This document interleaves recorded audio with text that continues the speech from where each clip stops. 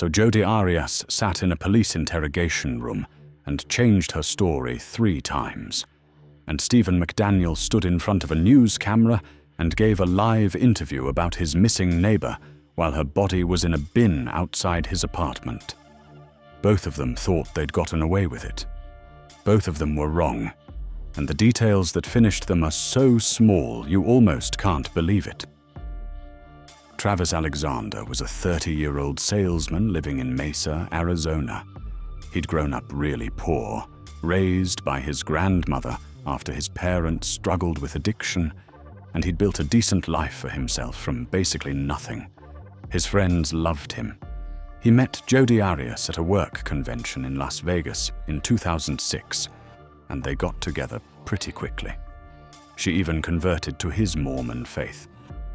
But the people close to Travis had a bad feeling about Jodi almost from the start. She was obsessive in a way that made people uncomfortable. She'd go through his phone, hack into his social media, and when they broke up in 2007, she literally moved to Arizona just to stay near him. She'd clean his house and show up uninvited, and Travis kept telling everyone she was harmless. He even said to a friend once, half joking, "Don't be surprised if you find me dead one day." Nobody really laughed at that. On June 9th, 2008, Travis's friends went to check on him because they hadn't heard from him in days. They found him in the shower of his home. He'd been stabbed at least 27 times. His throat had been cut nearly all the way through, and he had a gunshot wound to his face. He'd been dead for 5 days, and from the very first day, every single person they spoke to kept bringing up the same name. Jodi Arias. When they brought her in, she was weirdly calm. She'd already been doing press interviews since Travis died, and in one of them, she looked straight into the camera and said, "No jury is going to convict me because I'm innocent, mark my words."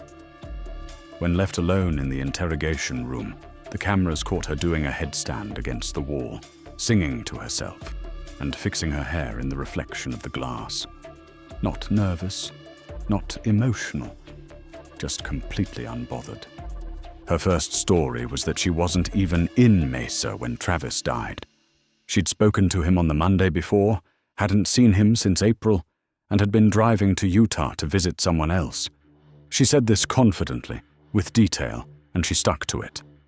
Then the detectives showed her the camera. It had been found inside Travis's washing machine, thrown in there to hide it, and it was full of photos from the day he was killed.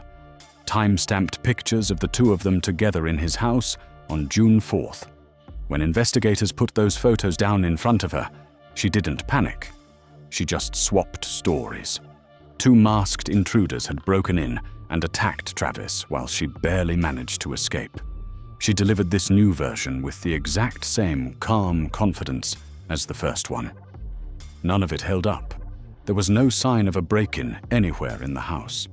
Her own palm print in Travis's blood was found at the scene, and a gun matching the one used to shoot him had gone missing from her grandparents' house about a week before the murder. The whole thing collapsed, and eventually Jodi dropped the intruder story and went with a third version. She admitted she'd killed him, but said it was self-defense, that he'd attacked her, and she had no choice.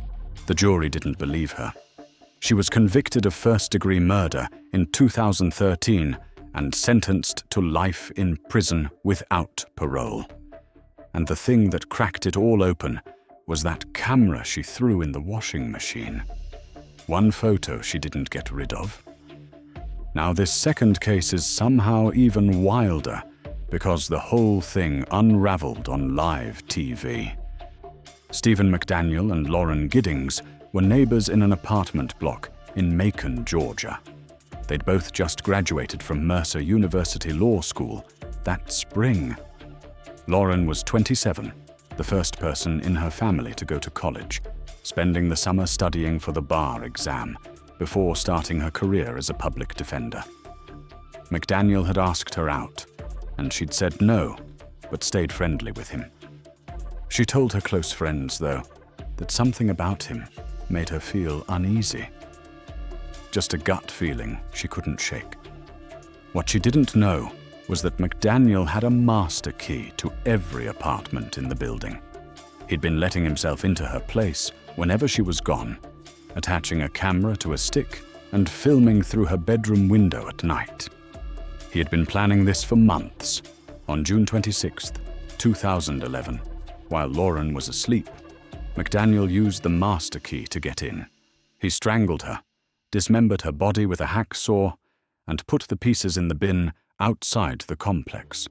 When Lauren was reported missing, McDaniel joined the search, helped look around campus, and acted completely like a concerned neighbor.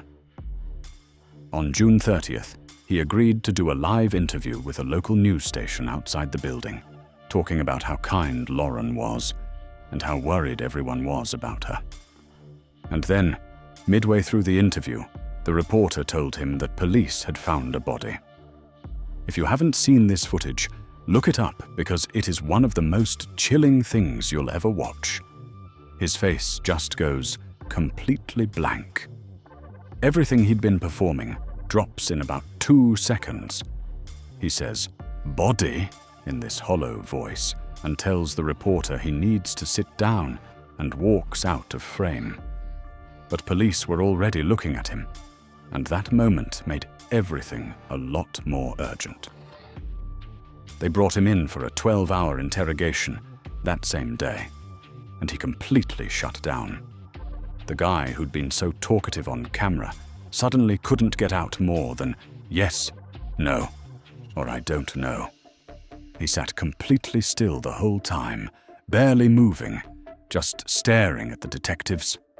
Then they asked about the condoms found in his apartment. McDaniel had told people he was saving himself for marriage. So where did they come from? He admitted he'd been letting himself into neighbors' apartments while they were out and taking them. Just like that, trying to explain away something totally unrelated, he'd confessed to burglary. They arrested him on that and used the time to build the murder case. They found hacksaw packaging in his apartment, which matched the saw in the laundry room covered in Lauren's blood. They found her underwear, her photos, and her apartment key. His computer had a video of him filming through her window on the night he killed her. In 2014, he pleaded guilty to avoid the death penalty and got life in prison. The thing that got him wasn't the blood or the hacksaw or even the footage on his computer. It was a question about condoms that he hadn't thought to prepare for. That's genuinely how a lot of these cases end, with one small thing a person didn't think mattered, and a detective who caught it. What do you think about these cases? Comment below, and don't forget to like and subscribe while you're there.